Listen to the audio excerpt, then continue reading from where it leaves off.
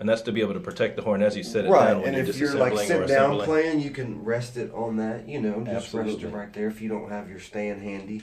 You don't want to, you want to leave your hand on it and rest it and not put weight on it because that will maybe cause some bends in the slide. So you don't want to put a bunch of weight on it. But And just let great it point rest. before you go any further with that, stand. What's the purpose of having a stand and why would we even have a stand? Well, if you're not playing and you have, if you're in an orchestral setting and you got 16 bars rest or 32 bars rest, you can rest your horn down for a second. For me, as a professional musician playing in bars and clubs and things like that, I have to have a horn stand. If I don't, I'm going to be holding my horn the entire time I'm playing and more than likely going to hit it against a music stand or something. That's right. And it's going to damage it. So, and on a lot of the times when I play, some of the songs don't require horns the whole entire piece. So I have a stand to set it there and it's safe and it's in front of me and it's going to be okay. One of the other things I like is to be able to have a stand for kids at home for practice. Oh, 'cause absolutely. when it's on the stand, they're more inclined to practice because they see the horn versus it being in the Exactly. case. That's what I was just about to tell you. My band director told me that a long time ago. If you have your horn out, even, you know, at home, you take your horn out, put it on the stand, even if you're not planning on practicing that second. Right. Every time you walk in the room, your horn is going to be on that stand. It's looking at you. You're going to think, I need to practice my horn. You're going to be That's more right. prone to practice it if it's already out than in the case, and you've got to take it out. I know that sounds silly, but it's a fact. Oh, I love it, man. Hey, you're bringing good energy to the video, man. It's like you have no feelings about that at all. Man. I mean, It's serious. No, that's serious business. So yeah, I would say a stand is important. A good case is very important Oh, too. gosh. Like this Yes. case is good. It got a hard back to it, you know. And the softer cases, you just have to be careful because the slide, you know, that's the most. I would say, if you're playing a trombone, the slide is the most important piece to the horn. You know, because if the slide's not moving, you're not playing any notes. Sure. You know. Or you might be playing one note. In I was going to position, say, are you but, playing the same note? You know, but I think the slide, and as long as the tuning crooks, like I said, are all in good shape, and you can move your tuning slides with no problem, you know. Sure. I mean, I think that's a big, you know, it's very important. And then your trigger, you know, there's no noise going on. Sure. You know, if you're just watching it move, but there's no noise. You don't hear a click or nothing like that. Sure.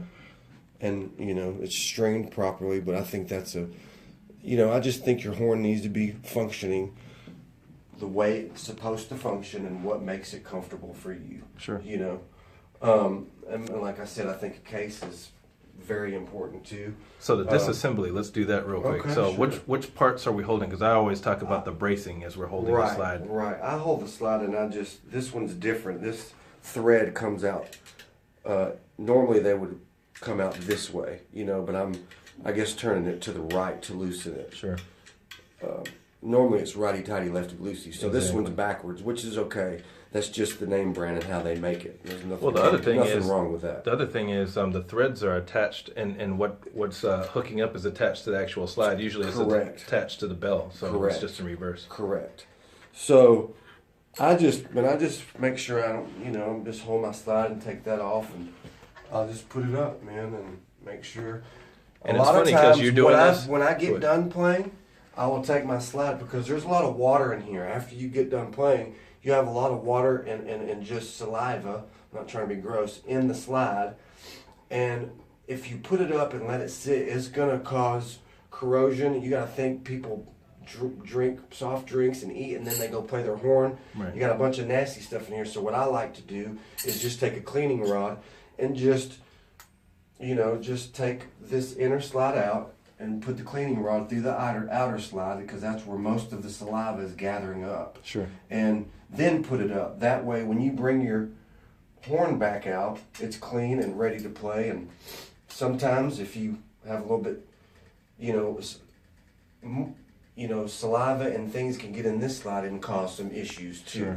Sure. But I just like to clean out. After I play, I like to clean out my outer slide. I'll put it back and put it back up. Sure. And that just causes me not to have to get it maintenance as often. Right. We all want to save money, right? Right. So, And you want to be prepared. That's And you wanna the be main prepared, thing. When you get a right, concert exactly, coming, you want right. your horn to play Right, perfectly. exactly. And then with the mouthpiece, what do you do with cleaning the mouthpiece? Do you what? You can go to come to Amro and buy a little cleaning kit. They usually have small brushes. You can just use some hot water. I always use hot water and Sure. when I clean my horns, and just little brushes, and that should suffice. And the crazy part is, hold that still right there. You cannot get all the way down into the backbore without some form of brush or something like that. That's just Correct. almost impossible. Right. I mean, you can't run hot water under it and expect it to be clean. No.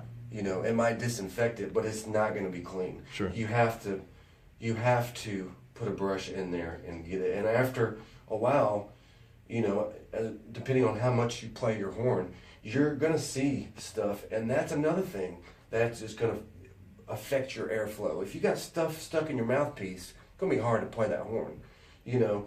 So And it changes the tuning. And it changes the tuning, it changes your tone and your restriction of air, you know. But so I just think a serious player or a beginner player that is really taking it seriously will do those things, and their horn will stay in good playing condition. Good deal. So.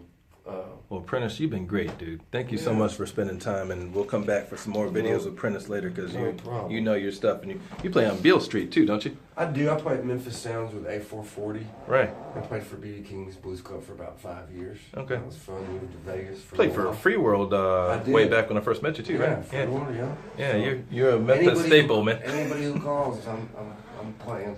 Well, hey, here, even better. What's your email address, man? PrentDog@yahoo.com. Spell it for me, so we're doing PrentDogg@yahoo.com. You're the man. Hey, we'll see you soon, okay? Thank you. Later.